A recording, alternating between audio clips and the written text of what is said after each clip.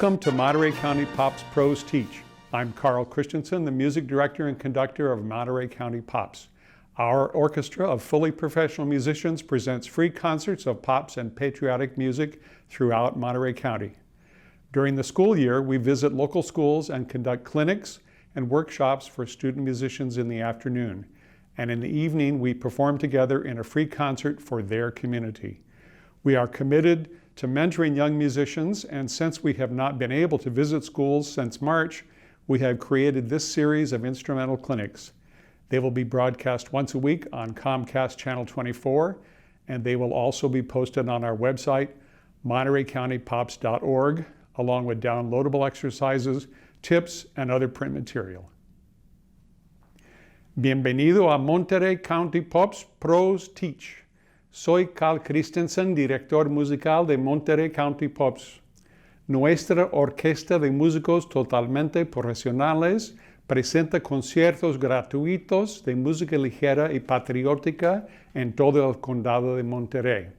Durante el año escolar visitamos escuelas y realizamos clínicas y talleres para estudiantes músicos por la tarde, y por la noche presentamos un concierto conjunto para su comunidad.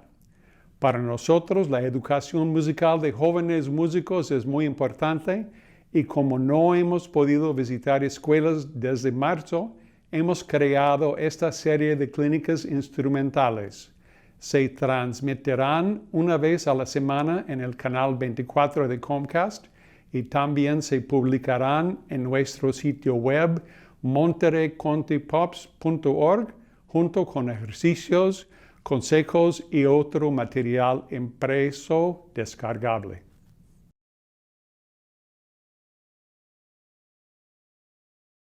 And now please enjoy our violin episode presented by a member of our violin section, Amalia Diaz. Ahora disfruten de nuestro episodio de violín presentado por Amalia Diaz. Hi everyone, my name is Amalia Diaz and it's a pleasure to be here to share some of my experience with the violin so you can practice a little bit at home with the Monterey County Pops. I'm originally from Colombia, South America, so I'm going to play a little bit of a fast piece that we play that is called La Gata Golosa, and it goes like this.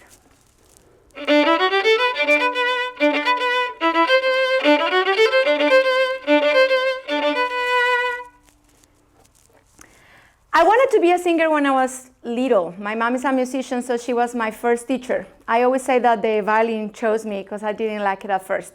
So I love when I have students that are super enthusiastic and they really love the sound because he chose me and then I fell in love with him. My favorite violinists are Maxim Vengerov and Joshua Bell. And I had the opportunity of playing with Joshua Bell when I was doing my master's in Mississippi. Yes, I know. I did my master in Mississippi. Coming from Colombia was a super great experience because we didn't have these opportunities down there, and I love it so much. And playing with Joshua Bell was amazing. These violinists practice a lot of hours, and they have a big spirit, and it was just beautiful. I also play different kind of music. I play with an Italian band, I play classical music too, and I've been doing different recordings through all my life. Punk music, in Colombia like tropical, even mariachi, you guess. Anyway, I'm gonna start showing you the difference between a regular violin and an electrical, because sometimes you wonder if you wanna do an electrical violin or just a regular violin. The technique is the same.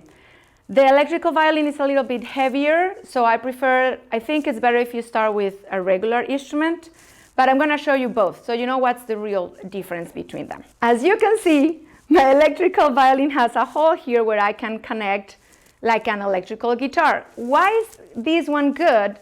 Because if you play with the band, like I play with the Italian band, and there's drums and guitars and bass, it's too loud, and the regular violin creates feedback. I'm gonna show you. So if you play with your regular violin, it has a beautiful big sound.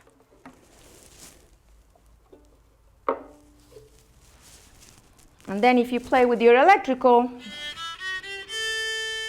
it doesn't really sound on its own. You have to plug it like an electrical guitar, but that prevents the feedback from happening, and then you can have fun with friends that want to play louder music in a bigger show. Let's talk a little bit about the history of the violin. The violin, it says that it was created in Italy, but actually there's a lot of countries that said that they were the inventors of the violin.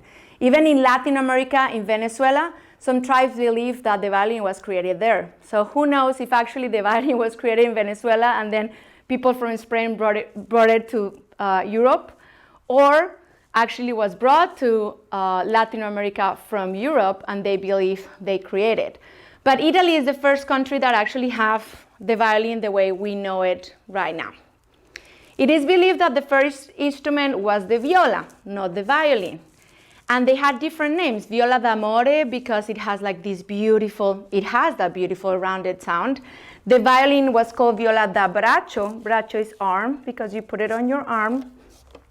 The cello was called viola da gamba. Gamba means legs because you put it on your legs.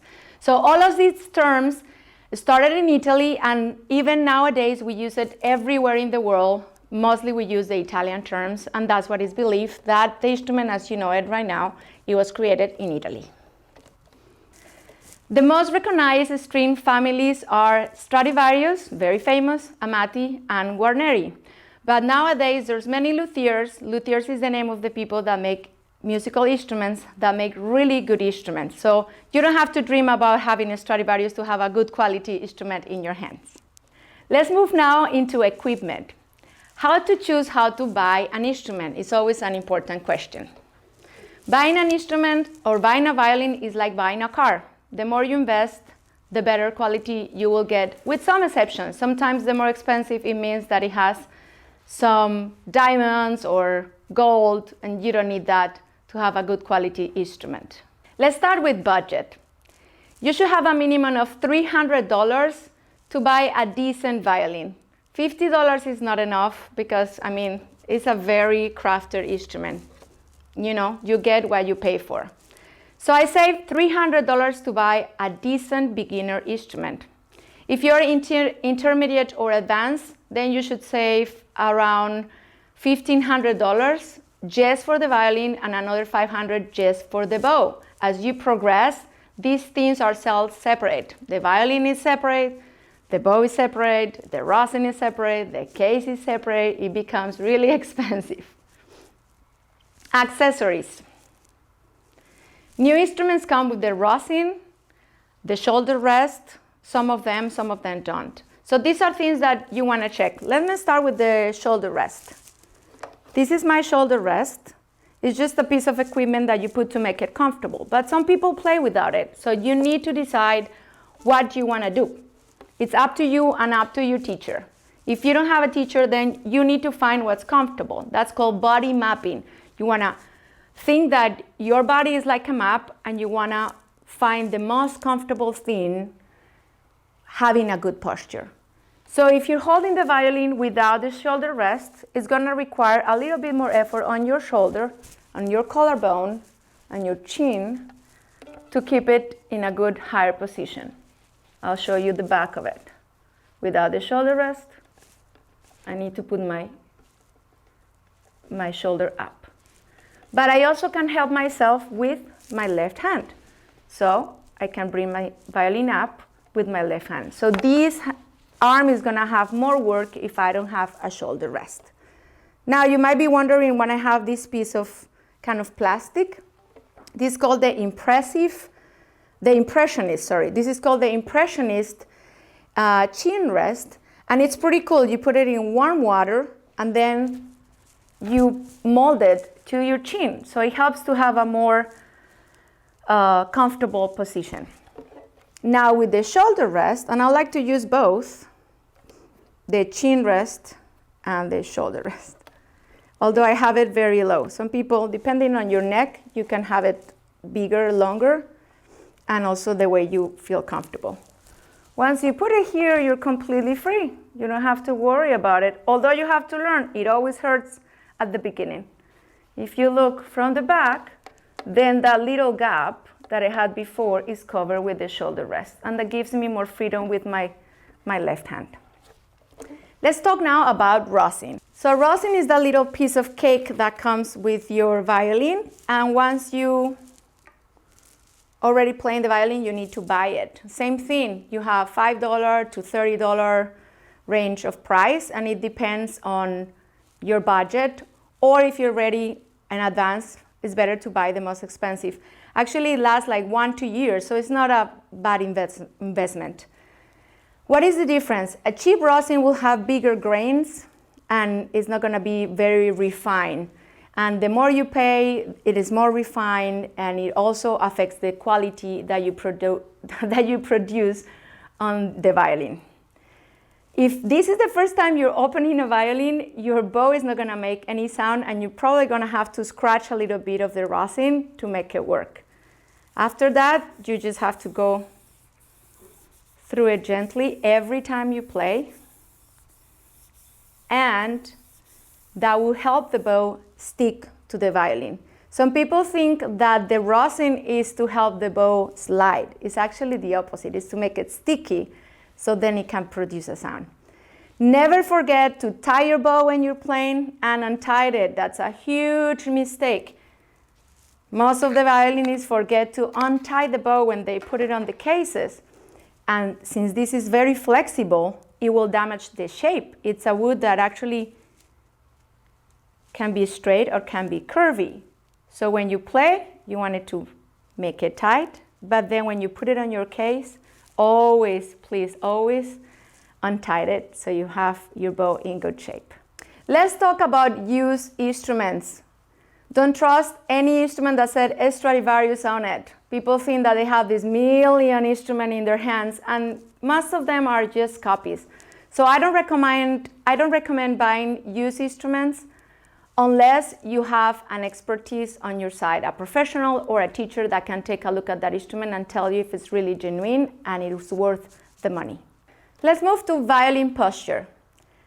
It's very important, like I said before, that you feel your body and the awareness of it, the whole thing. It's called body mapping. You are the one that is going to decide at the end where it feels comfortable. We can tell you where to put it, but you are the one that needs to find where it will look elegant, beautiful, and comfortable. It is an uncomfortable instrument, sorry. So that's the first step. It's going to be uncomfortable until you get used to it. It never gets comfortable, it's just that it is. So you want to make sure that you put it on your collarbone, your neck, your chin bone, and then your shoulder too. Find a place where your chin feels comfortable, and then you have to practice. Just leave it there 10 seconds, and then 15 seconds, 20 seconds, until you feel that you're building muscles and getting stronger. Let's move to the bow. The bow is super tricky. The first thing that I want you to do is to relax your right hand. Make sure it's very comfortable next to you. Put your bow in front of you and then transfer your fingers to it. We want to put that pinky on top, extend that index finger, and then your thumb is always the tricky. We need that thumb to be out. So make sure they are all curvy. The most common errors are going to be this. Your pinky is going to be straight and your thumb is going to bend the other way. That's super common. So always check for those two fingers. Another reference is to make sure that your middle finger is touching the metal part of your bow, and that will give you a good reference. Some teachers like them if you hold it more right there, but I like to hold it here. Is more, is lighter and more comfortable for me. All right, let's talk about books. I recommend 2 books in general for my students. My favorite books are these ones, Essential Elements. They have 3 different levels, and the cool thing is that they come with an accompaniment. So these ones you can learn on your own if you don't have a teacher, or it's always good to have a teacher to help you with little things because the violin is tricky. But these ones you can hear the rhythm, you can hear the intonation, and it helps you to have an easier practice on your own. The other books are the Suzuki books. The Suzuki books come from level 1 to level 10. They're not my favorite, but they're internationally acclaimed. Anywhere in the world that you will go, probably they know about this book. So it's a good reference for any teacher if you're traveling and you tell them that you're in level 5 in the Suzuki book, they will know your level of playing. So I always have this one with the essential elements. Why I don't like it? Because you cannot learn them on your own. There are just a lot of tunes and they are hard to learn on your own. And the other thing is that the repertoire is limited to just European composers. So you're gonna be missing American composers, Russian composers, Latin American composers. So you'll have to add more stuff to make your music more, to have more variety on your music. And the last one is just how Leonore collections have thousands of fun playing along books. I love Billie Eilish, so I got this one for my own to have fun. But you can learn, and they have easy versions, harder versions, any kind of music, jazz, pop, rock, and I really recommend it. The violin technique is the same, but you are the one that put the fun on it with the music that you pick to play. Okay, now we're gonna practice together. On your PDF, you're gonna have some attachments with this music that I just sent you from the books that I just shared, Essential Elements. The first one is the beginner, then I'm gonna show you an intermediate and then a more advanced exercise. So this is just for the beginners. So if you already play your violin, you can keep watching the video later. All right, the first thing that we're gonna do is, this is the book, the orange, and I want you to find, let's play open D. We're gonna put our thumb on the corner of the fingerboard so we can do the pizzicato. These are just pizzicato to start reading. That's the other thing I like about these books, is that they teach you also how to read at the same time that you're playing the violin. With the Suzuki, you have to learn a little bit just by ear because the songs are more advanced. Okay, let's get ready. Good posture, feel comfortable, thumb on your fingerboard, and let's get ready to play open D. Let's play open D. 2, ready, play.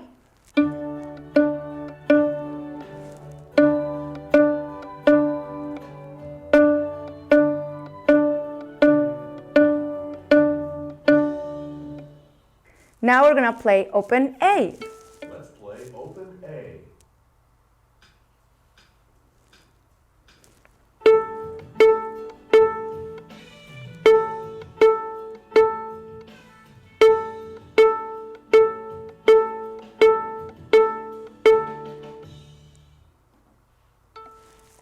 If that was too hard, go back and just practice it again. Let's move to number 4. Now we're gonna combine playing D and A. 4, 2's a team.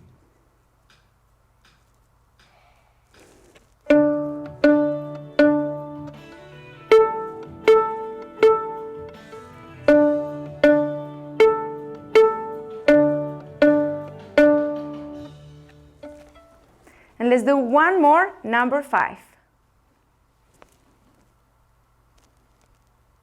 5, at Perot's door.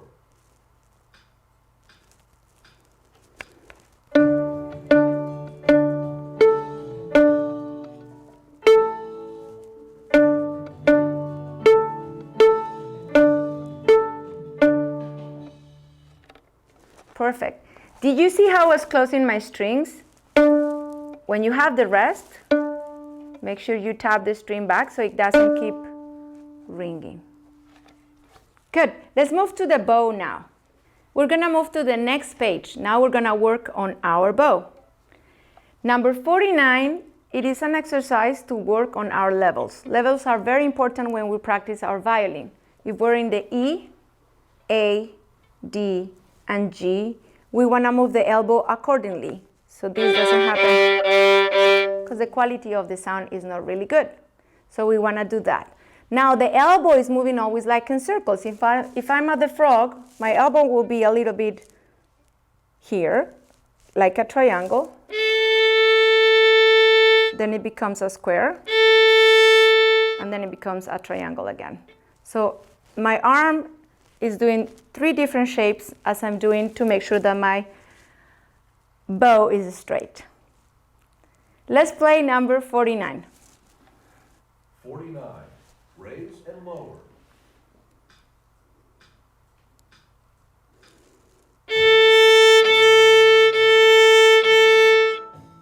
Very Raise your arm.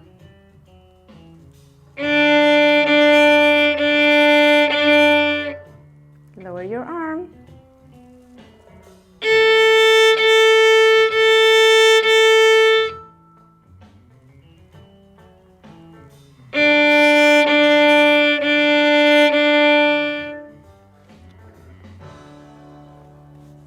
You can practice the rest of the exercises on your own. I'm going to move to the intermediate level now. If you already play your violin, then you know about bow strokes. That's how we play with the bow. We can do détaché, which is just like the regular bow. Legato, which means we put more than one note per bow. Or 4. Or hook, staccato. We're going to practice a little bit. Which is when we play short, but we put it on the same bow. To practice these bows, we're going to go to the purple book, which is the number 2 of essential elements. And I'm not doing publicity for them. I just like them. It's a good book. All right. So we're going to start with number 2, which is a D major scale. We're going to play détaché, which means that we're going to play a beautiful straight bow with the half notes.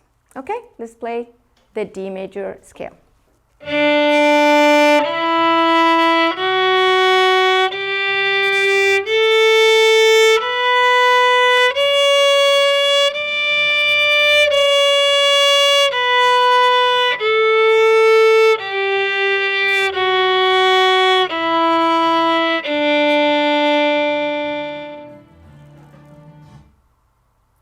Now let's go to number 5, where we talk about legato. Legato is a smooth way of playing, and like I explained, the key is that we're putting more than one note per bow. So it's kind of the same of détaché, but more smooth and with more notes per bow.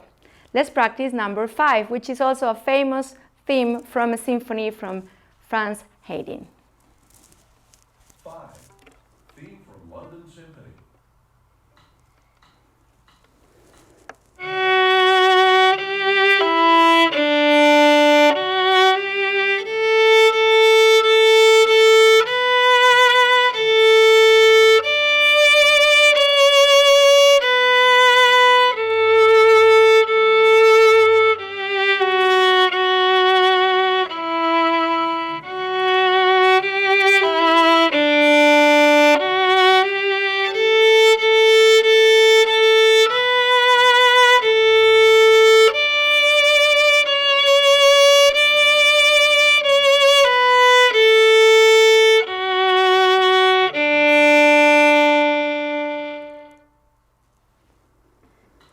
As you see, for this one I added vibrato. We all want to do vibrato, the mystery part of making a beautiful sound in the violin. So I'm going to teach you a couple of quick exercises.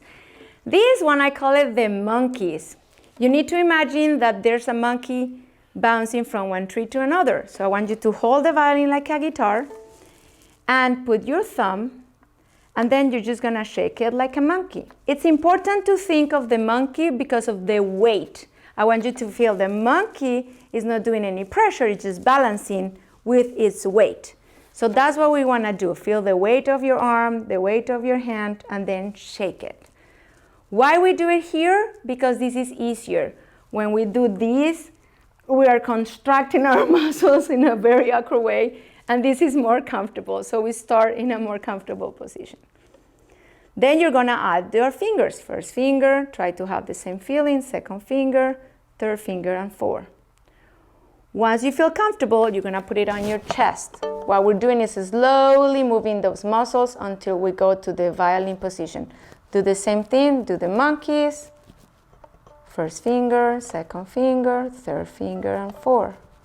It's going to take more time than that, believe me. Probably 1 hour a day while you watch TV or a computer, and then you don't have to think about it. And then once you're ready, go to your violin position. You can help yourself holding the violin here so it's more comfortable. Thumb, feeling of the weight of the arm too. First finger, second finger, third finger, and 4. Once you got the movement, try to practice with rhythms, so that will make you more beautiful and constant vibrato. So put your third finger, for example, and then practice with doing like dee dee dee dee dee dee dee dee.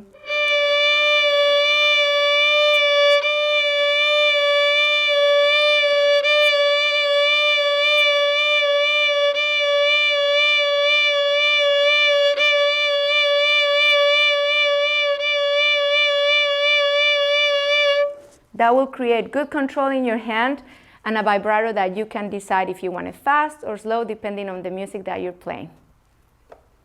So we're gonna practice now 82 of the Blue Book of Essential Elements. And like I say, they come with the accompaniment. The older version comes with a CD, but the new version, you open the book and you'll find a student activation code where you can download the accompaniments from online. Also, they have videos on YouTube and they have the interactive page too where you can learn on your own. So they have a lot of tools that they come just by buying the book. Let's practice number 82 and we can work on that hooked staccato.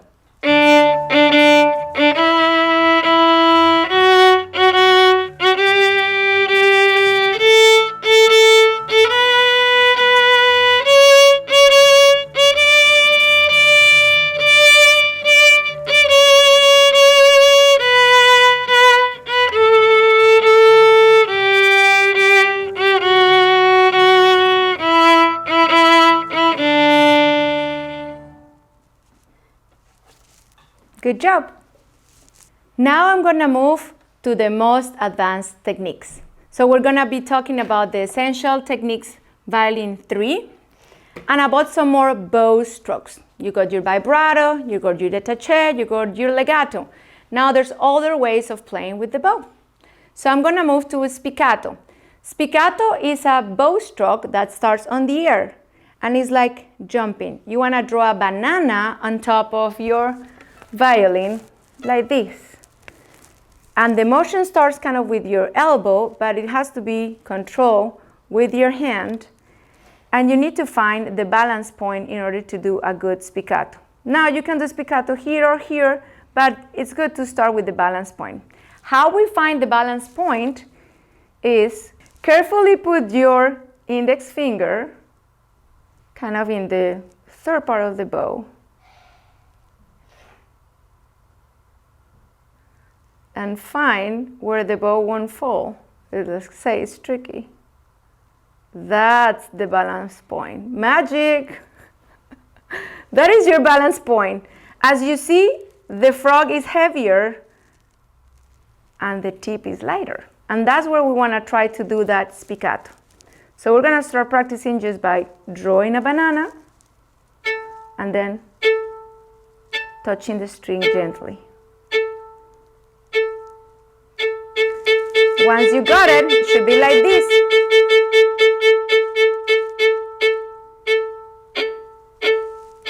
Make sure that you have more sound than noise. Yes? Sometimes it could be really hard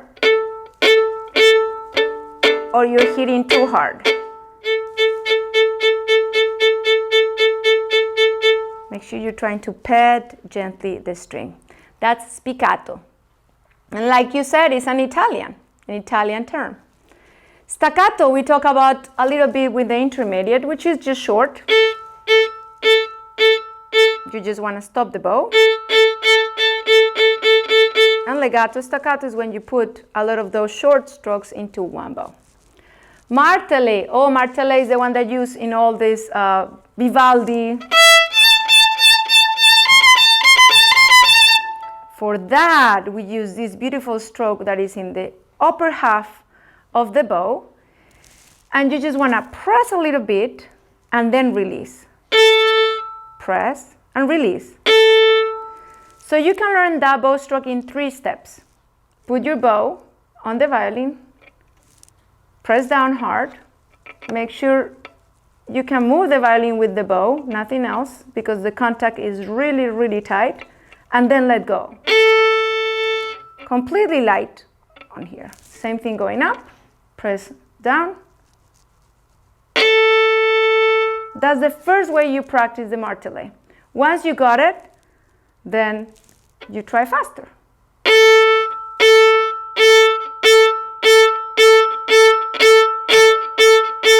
It starts from your elbow, but it requires a lot of control with your fingers. And the last one I'm going to talk is ricochet. Ricochet is this fancy bow, really hard, and it's all about finding other bouncing points at the tip. I keep my hand really tight here, and then you just relax. Hold the bow and let it go. And then you're just gonna guide the bow. Good luck with that one. I'm still working on it. All right, we're gonna practice together a little bit of third position, and that will be the end of our class today. So in the third book of Essential Techniques, you learn about positions, which is when we don't play here, but we start moving up in the violin.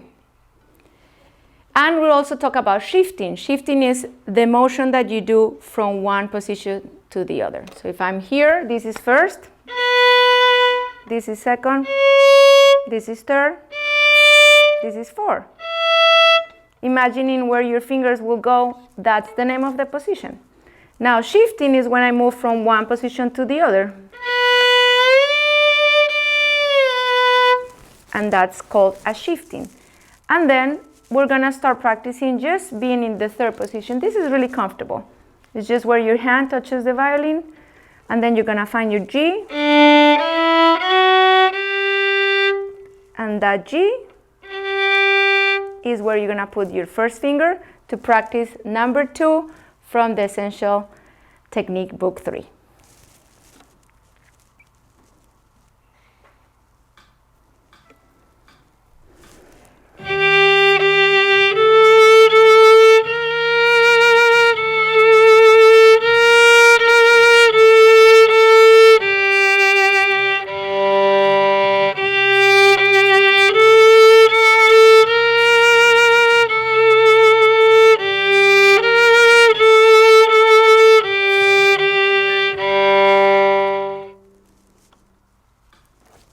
You can practice the other exercises on your own. The last thing I want to tell you today is never forget that this should be fun. I know some of us have moments that we just don't want to practice, but never forget the final goal, which is playing awesome music, travel around the world, meet new friends, because this is the language universal of music. And if you have the luck that I had of being picked by an instrument, don't let them down and make beautiful music. Have fun. My name is Amalia Diaz. I play the violin, and thanks for watching.